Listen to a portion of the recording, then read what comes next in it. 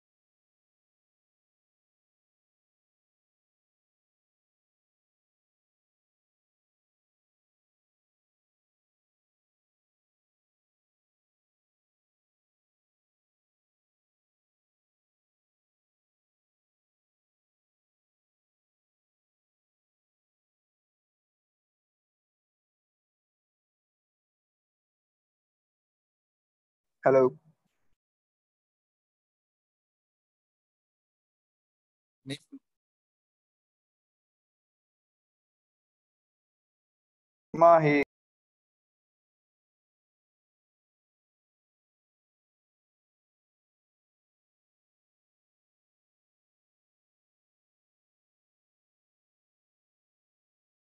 Good evening.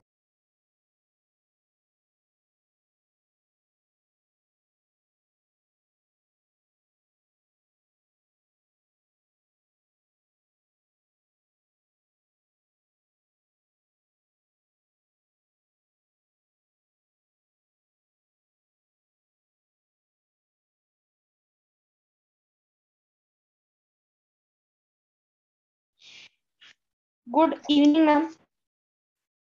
Good evening. Good evening, everyone. Good evening.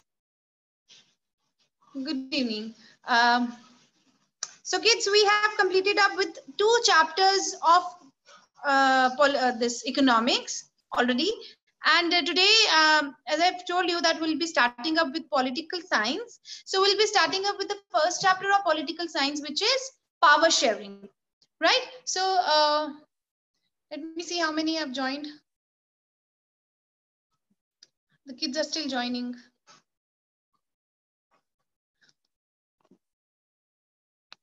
Ma'am, 21. Yeah. Okay. So shall we start up with the chapter? I think it's time to start up the chapter now.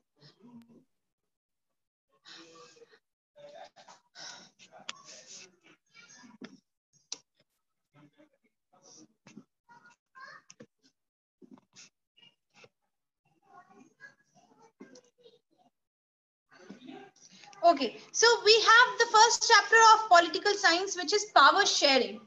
Sharing of power. Sharing of power is always a very, very sensitive issue. See, nobody wants to share whatever power has been given to him or her. Am I correct?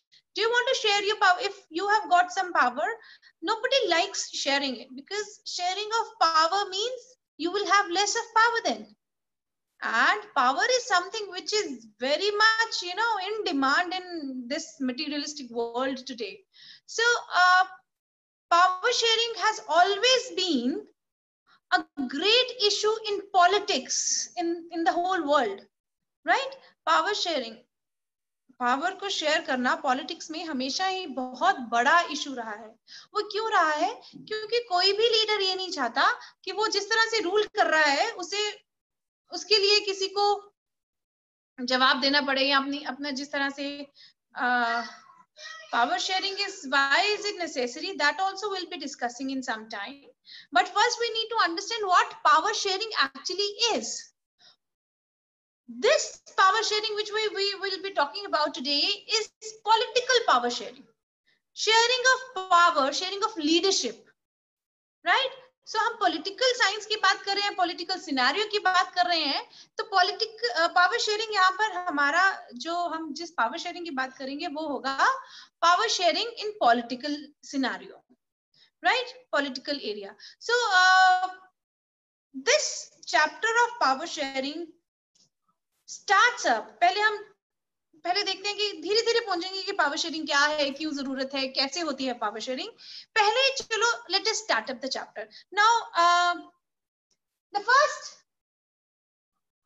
Example given in your book, example से start किया गया है ये chapter, is of Belgium. This is Belgium. Can you see this on your board everyone? Yes, ma'am. Not quite visible to you? Great.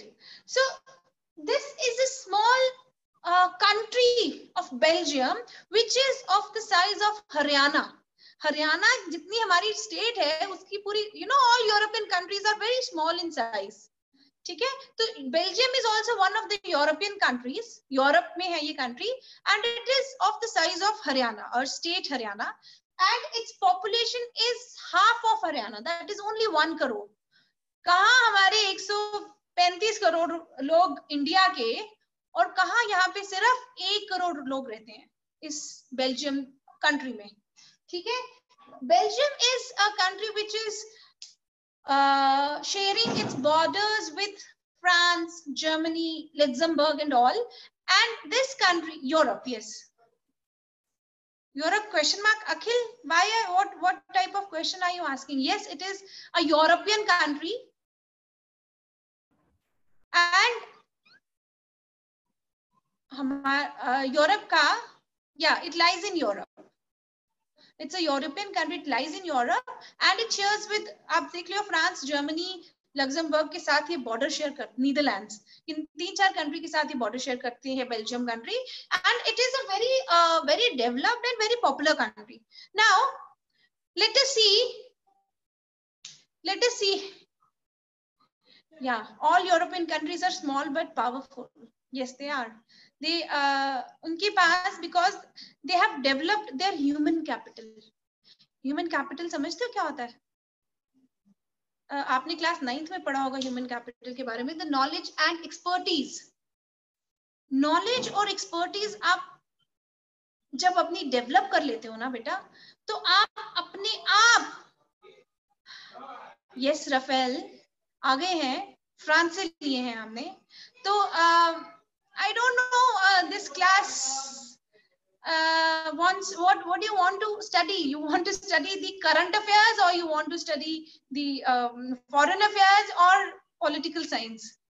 So abhi hum, let us concentrate on political science, because this is not a you know face to face class. जब हम actual classroom situation में होंगे, we can discuss as many topics as you want, but here, because I can't, you know, we are not facing each other, so it might become tough for me to answer your questions, which because I cannot see you directly, and I don't know what kind of questions or what kind of problem is there in your mind regarding any of the current affairs. So let us concentrate on our political science today. So Belgium is a small country in Europe. Belgium is a country which has got 2 major ethnic groups. सबसे पहले आप ethnic का मतलब समझ लीजिए. ethnic का मतलब होता है a group which is peculiar in its cultural traits. अपने cultural traits के कारण एक ग्रुप जब अलग होता है उसे ethnic group कहते हैं. ठीक है, तो cultural traits के बेसिस पे ethnic groups बनते हैं अलग अलग. तो बेल्जियम एक ऐसा कंट्री है जिसमें 2 मेजर एथनिक ग्रुप्स हैं, Dutch and French. There is one Dutch group. Dutch group means people who speak the language Dutch. Dutch is a language. ठीक है, and the next language is French. French के बारे में भी सबको पता है, फ्रेंच लैंग्वेज के बारे में. यस, डच जो लैंग्वेज है वो नीदरलैंड के लोग बोलते हैं, और French language as you know France के लोग बोलते हैं. ठीक है, सो डच एंड फ्रेंच 2 तरह की लैंग्वेज बोली जाती हैं बेल्जियम में. अब Belgium is divided into 2 regions. Horizontally main जो है, जो बेल्जियम है वो 2 रीजन्स में डिवाइडेड है हॉरिजॉन्टली. ठीक है, 2 मेन रीजन्स में डिवाइडेड है. कौन कौन से रीजन्स हैं? तो जो ऊपर वाला रीजन है It is Flemish region. It is Flemish region. और जो नीचे वाला रीजन है, it is Walloon region. Flemish Walloon, Flemish region और Walloon region. ऐसा देखने में ही लग रहा है कि Flemish region थोड़ा छोटा है और Walloon region थोड़ा बड़ा है, ठीक है, लेकिन area wise Flemish is bit less and Walloon is a bit big in area, ठीक है. इसकी जो सर्दर्न साइड है वो Walloon region है और नॉर्दर्न साइड जो है वो Flemish region है. Flemish region में डच रहते हैं और Walloon region में फ्रेंच रहते हैं. तो as you can make out ये लोग अलग अलग रह रहे हैं, तो इसका मतलब कि कहीं पे कोई प्रॉब्लम है, मिक्स नहीं रहते ये लोग, ठीक है. Walloon region में मिक्स है, लेकिन Walloon region में 59% डच लोग रहते हैं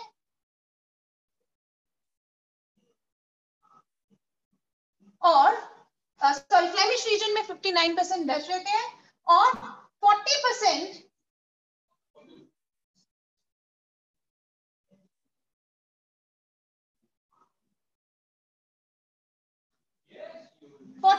हमारे Walloon region में लोग रहते हैं जो फ्रेंच बोलते हैं. I'll explain again.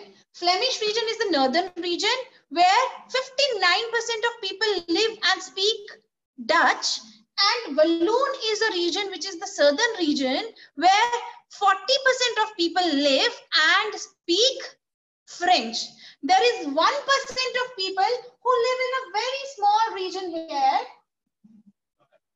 They speak German. German is spoken by only 1% of people. 59% Dutch बोलते हैं और फ्लेमिश रीजन में रहते हैं, 40% फ्रेंच बोलते हैं और वलून रीजन में रहते हैं, और कुछ यहाँ पे थोड़ा सा पार्ट वलून रीजन का है जहां पर 1% जर्मन रहते हैं, ठीक है. तो मेन एथनिक कम्युनिटीज तीन है, वैसे तो तीन एथनिक कम्युनिटीज है, फ्रेंच, जर्मन और डच, लेकिन दो मेन कम्युनिटीज है. जर्मन को तो भूल जाओ, yes this is the present situation also, ठीक है. अभी भी बेल्जियम में ऐसे ही डिवाइडेड है. 40% people speak French, 59% speak Dutch and 1% speak German. अब प्रॉब्लम कहाँ आई? प्रॉब्लम आई पावर शेयरिंग में, ठीक है. वो क्या प्रॉब्लम थी, कैसी प्रॉब्लम थी, वो अभी हम डिस्कस करेंगे, ठीक है. इसके साथ ही दूसरी इसकी है capital city Brussels. This area है इन फ्लेमिश रीजन. यहां पर एक छोटा सा एरिया है जो कि कैपिटल है बेल्जियम की. बेल्जियम की कैपिटल क्या है? ब्रसेल्स. ब्रसेल्स किस रीजन में है? फ्लेमिश रीजन में है. फ्लेमिश रीजन कौन सी रीजन है? जहां पर डच बोली जाती है. लेकिन ब्रसेल्स कैपिटल सिटी है, सबसे इंपॉर्टेंट सिटी कैपिटल सिटी होता है.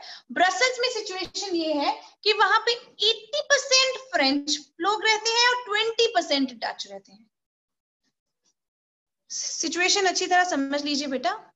ये हमारी यहाँ पे जो एथनिक जो डिवीजन है वो क्या है? पूरे बेल्जियम में 59% Dutch people are living in Flemish region, 40% French people are living in Walloon region, and there is 1% German people. Let's not discuss the German people. French और Dutch में सबसे ज्यादा प्रॉब्लम है. क्या प्रॉब्लम है वो हम अभी पढ़ेंगे. पहले this is the first chapter, Irvan Kaur. Have you just entered the class? This is the first chapter of political science, power sharing. This is what we are doing. So Walloon region is the southern region where 40% people live and they speak French, ठीक है. Flemish region जहां पर सारे लोग Dutch बोलते हैं, 59% majority जो है वो डच बोल रही है, तो वहां पे है कैपिटल सिटी ब्रसेल्स. और ब्रसेल्स में 80% पीपल स्पीक फ्रेंच. 80%, ठीक है. रहे वो डच रीजन में रहे हैं और बोलते 80% कैपिटल रीजन में अगर 80% फ्रेंच बोल रहे हैं, इसका मतलब कि जितनी भी पावर है वो ज्यादातर फ्रेंच। कैपिटल सिटी में कौन लोग रहते हैं? वो लोग जिनके पास पावर होती है, जो गवर्नमेंट में होते हैं, ठीक है।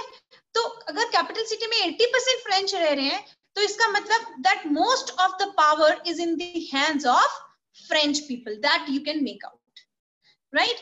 तो कैपिटल सिटी ब्रसल्स में जो कि फ्लेमिश रीजन में है, वहां पर 80% लोग फ्रेंच बोल रहे हैं और सिर्फ 20% डच लोग हैं। That means main power lies in the hand of minority.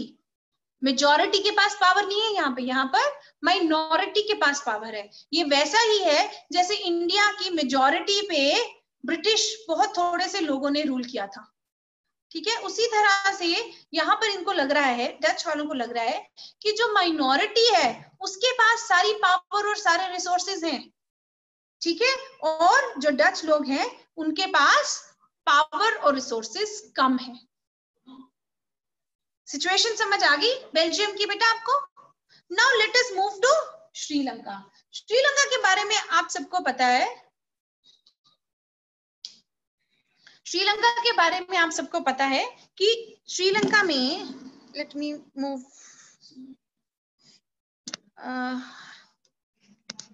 Is it clear now? Is the board clear?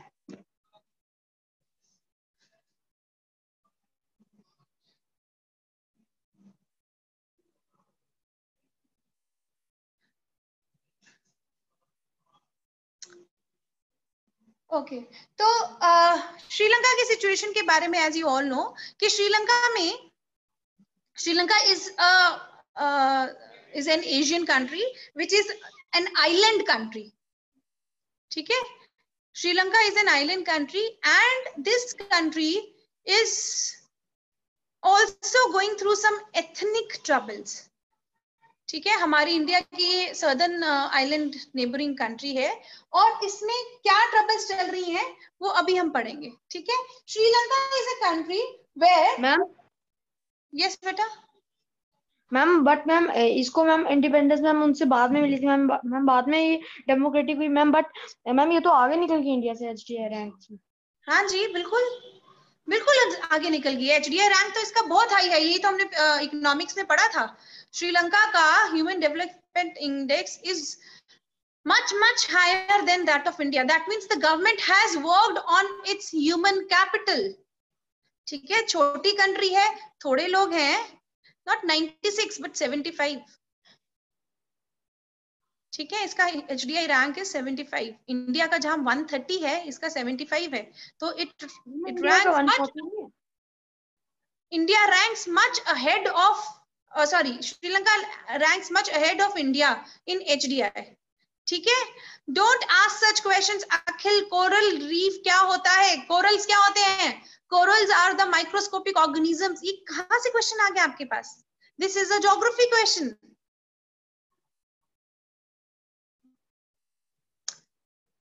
Corals microscopic organisms होते हैं जिनके जो ओशंस में रहते हैं और वहां पर उनके जो स्केलेटन्स होते हैं और उनकी जो डेड बॉडीज होती हैं वो मिलकर कोरल रीफ बनाते हैं। इससे ज्यादा मैं अभी नहीं समझाऊंगी, ठीक है।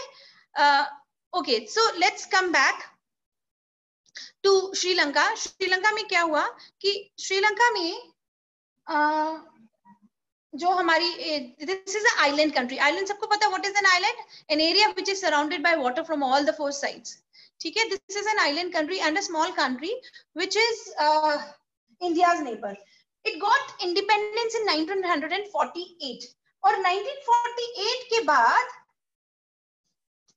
इस कंट्री में दो मेन कम्युनिटीज हैं, सिन्हला और Tamilian.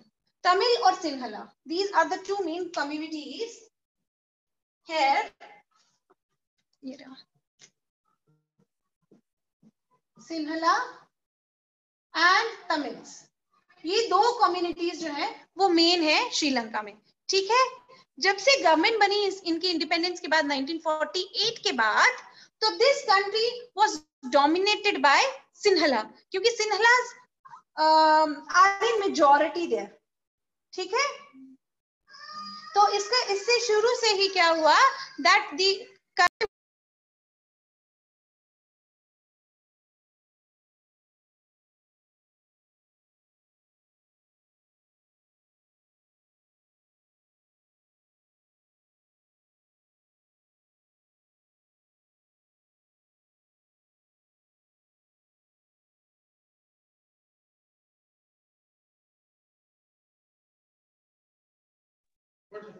Okay, so what happened that in Sinhala, in Sri Lanka, Sinhala community जो है वो मेजॉरिटी में है और तमिल्स जो है वो माइनॉरिटी में है, ठीक है। और जब से सिन्हला ने गवर्नमेंट बनाई हुई है, it has adopted to majoritarian measures. Now, what do you mean by majoritarian measures? That I'm going to explain to you. Sinhala 1956 में मैप में आप देख सकते हो कि ये जितना भी एरिया है यहाँ पे, ये वाला ईस्टर्न और सर्दर्न, सॉरी वेस्टर्न और southern, this area is mostly occupied by सिन्हलीज, ठीक है। और ये बाकी का जितना एरिया है, ये वाला जिसको मैं रेड मार्क करने वाली हूँ, वो एरिया जो है it is occupied, mostly occupied by the Tamils, ठीक है। ये हो गया थोड़ा नॉर्दर्न और ईस्टर्न एरिया, वो हो गया तमिल्स के पास, और ये जितना भी ईस्टर्न और सर्दर्न एरिया है सारा सिन्हला के पास, ठीक है। इसमें से कुछ एरिया यहाँ पर है सेंटर में, which is occupied by the Indian Tamils. This area is occupied by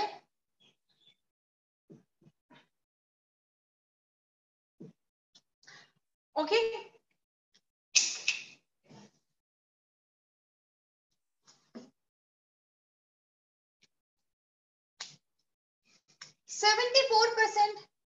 सिन्हला speakers हैं, 18% तमिल्स हैं, जिसमें से 13% कौन है, इंडियन तमिल्स, ठीक है। 18% जो तमिल है उसमें से 13% इंडियन तमिल्स हैं जो इस एरिया में रहते हैं, इस वाले एरिया में, ठीक है। This is the ethnic composition of Sri Lanka. अब श्रीलंका में क्या है कि कुछ लोग क्रिश्चियंस भी हैं, सिन्हला मोस्टली बुद्धिस्ट हैं, ठीक है। सिन्हला मोस्टली बुद्धिस्ट है और तमिल्स मोस्टली जो मुस्लिम्स भी हैं और हिंदूज भी हैं, ठीक है। और वहां पर क्रिश्चियंस भी रहते हैं, ठीक है। तो ये है। अब जब सिन्हला 1956 में मेजॉरिटेरियनिज्म इन श्रीलंका पढ़े हैं, तो 1956 में श्रीलंका ने एक एक्ट पास किया, ठीक है, जिसमें उन्होंने बुद्धिज्म को बना दिया नेशनल लैंग्वेज। आपको पता है इंडिया में there isn't any national language, there are 2 official languages, English and Hindi, along with English and Hindi. पूरे 22 लिस्ट जो है हमारी लैंग्वेजेस की, ऑफिशियल लैंग्वेजेस, सॉरी ये जो कॉन्स्टिट्यूशन में जो लैंग्वेजेस ऑफिशियल लैंग्वेज दी हुई है, तो लेकिन नेशनल लैंग्वेज कोई नहीं है। जैसे हमारे इंडिया का नेशनल रिलीजन कोई नहीं है, that means our country does not support any religion, ठीक है। Our country does not support any religion, our country does not support any language also. Although Hindi के लिए, हिंदी में हिंदी लैंग्वेज को सपोर्ट किया जाता है, सपोर्ट नहीं एक्चुअली, थोड़ा क्या कहते हैं उसको, बढ़ावा दिया जाता है हमारी कंट्री में, क्योंकि mostly 40% of people speak Hindi. अभी भी मेजॉरिटी लोग हिंदी नहीं बोलते हैं, but it is the most spoken language in India, most spoken language in India. इसीलिए इसे एक कॉमन लैंग्वेज बनाने की कोशिश की जाती है, लेकिन किसी को फोर्स नहीं किया जाता है कि भाई तुम हिंदी बोलो। Nobody is forced to speak Hindi in our country, right? उसी तरह yes, नेशनल लैंग्वेज किसी को नहीं बना सकते हम बेटा।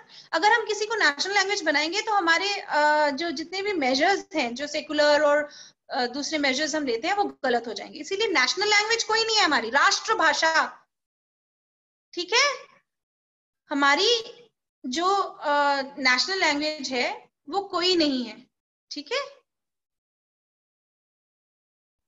राजभाषा, राजभाषा कोई भी नहीं है हमारी। Hindi is one of the languages which are spoken in India and official languages, ठीक है, not, it is official language, not national language, and 40% of people speak Hindi. Now let us come back to the problem there in Sri Lanka. ठीक है, श्रीलंका में सिन्हलीज जो Buddhist religion को follow करते हैं, उन्होंने 1956 में एक एक्ट पास किया जिससे कि सिन्हला को बना दिया the only official language of Sri Lanka. ठीक है, इससे क्या हुआ, जब श्रीलंका सिन्हला को ऑफिशियल लैंग्वेज बना दिया गया तो उसके बाद सिन्हला स्पीकर्स जो थे उनको प्रेफर किया गया गवर्नमेंट जॉब्स और यूनिवर्सिटी पोजीशंस के लिए। ठीक है, उसके बाद तमिल को डिसरिगार्ड कर दिया गया।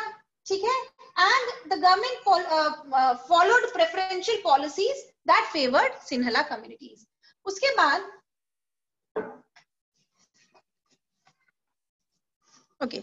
उसके बाद हमारी जो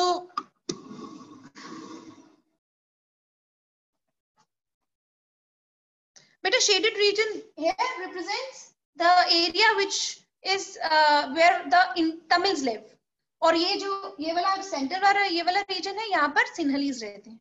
ठीक है, इसमें से थोड़ी सी जगह पे इंडियन तमिल्स भी रहते हैं। This is how things are divided in Sri Lanka, right.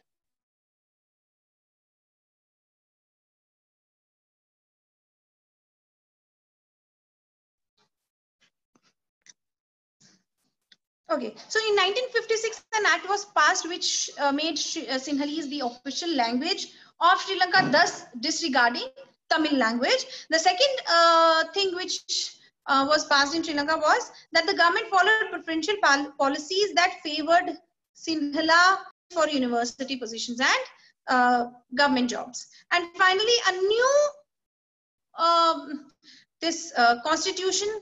Constitution को भी चेंज कर दिया गया ना, कॉन्स्टिट्यूशन में अमेंडमेंट्स लाई गई। और फाइनली तीसरी पॉलिसी उन्होंने क्या की कि बुद्धिज्म, ये बोला गया that the state shell protect and foster Buddhism, Buddhism को बढ़ावा दिया जाएगा हमारी कंट्री में। उससे क्या हो जाता है कि दूसरे रिलीजन्स के लिए प्रॉब्लम हो जाती है रहना। ठीक है, अगर एक रिलीजन को पहले कहा गया कि हमारी कंट्री सेकुलर है, पहले जब 1948 के बाद कॉन्स्टिट्यूशन बनाया गया तब वो सेकुलर कंट्री बोला गया। सेकुलर बोलने के बाद वहां पर ये बोला जा रहा है कि यहाँ मुस्लिम भी रहते हैं बेटा, वहां पे मैंने बताया ना, most of the Sinhala speaking are Buddhist, while most of the Tamils are Hindu और Muslims। तमिल स्पीकर्स जो है वो है मुस्लिम्स। बेटा आप अपने आप सबको म्यूट रखिए बच्चे, everybody should be mute in my class so that everyone can hear me properly. Okay, तो 3 पॉलिसीज बनाई गई श्रीलंका में। पहली पॉलिसी थी कि सिन्हला को ऑफिशियल लैंग्वेज बना दिया गया। सेकंड पॉलिसी थी कि सिन्हलीज को यूनिवर्सिटी जॉब्स और यूनिवर्सिटी गवर्नमेंट जॉब्स और यूनिवर्सिटी पोजीशंस में प्रेफरेंस मिलेगी। और तीसरी पॉलिसी थी कि बुद्धिज्म को फॉस्टर और प्रोटेक्ट किया जाएगा। ठीक है, अब the governments follow preferential policies that favor Sinhala applicants, ये हमने कर लिया। Now अब इन सारी पॉलिसीज के बाद क्या हुआ, that the government, the Tamils started feeling alienated। alienated का मतलब क्या होता है, what do you mean by alienated? alienated का मतलब होता है aliens की तरह फील करना। aliens की तरह फील करने का मतलब है, aliens एक्चुअली हम लोग टर्म यूज करते हैं for those organisms or those things that don't belong to planet Earth। ठीक है, जो बाहर के planet से आ रहे हैं उनको हम aliens कहते हैं। alienation is a word which is derived from the word alien। alienation means if I have started feeling alienated means I feel that I don't belong here। मैं यहाँ पे belong नहीं कर रही हूँ, मुझे लग रहा है कि मैं कहीं बाहर से आई हूँ। ठीक है, जैसे कोई नया बच्चा क्लास में आता है और सारे बच्चे उसे घूर के देखते हैं, nobody calls him and everybody just laughs at the way he speaks, or they make fun of him, or they make fun of his food, his language। तो the child, he starts feeling alienated, he starts feeling that he doesn't belong there। उसको अच्छा नहीं लग रहा है वहां पे रहना, और उसको लग रहा है कि अरे ये जगह मेरे लिए नहीं है, मुझे लगता है कि मुझे यहाँ से मैं कहीं बाहर का हूँ शायद, तभी मुझे कोई यहाँ पर एक्सेप्ट नहीं किया जा रहा था, उसी तरह तमिल्स को लगा कि उनको एक्सेप्ट नहीं किया जा रहा है, ठीक है, और Tamils started feeling alienated. Alienated is a very very important term है. ये आपने जब भी आंसर्स लिखोगे तमिल्स के लिए कुछ भी लिखोगे उसमें ये ही लिखना है that they started feeling alienated. ठीक है, अब एलियनेटेड फील करना शुरू हो गए जब श्रीलंकन्स, तो उन्होंने फिर आवाज उठाना शुरू कर दी अपनी.